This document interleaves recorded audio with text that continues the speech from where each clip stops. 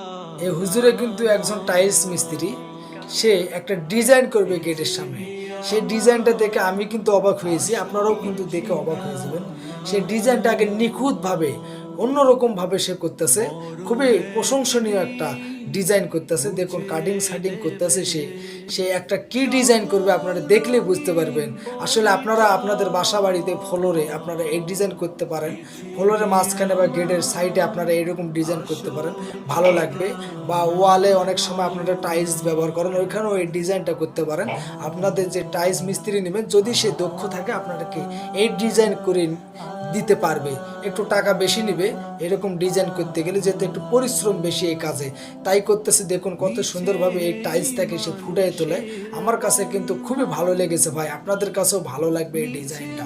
আসলে কথায় আছে না, বৃক্ষ তোমার কাজ কি ফলে পরিচয়। আসলে এই মিস্ত্রি ফলেই পরিচয়, সে কাজে পরিচয় দেখাচ্ছে, ফলেও পরিচয় দেখাচ্ছে।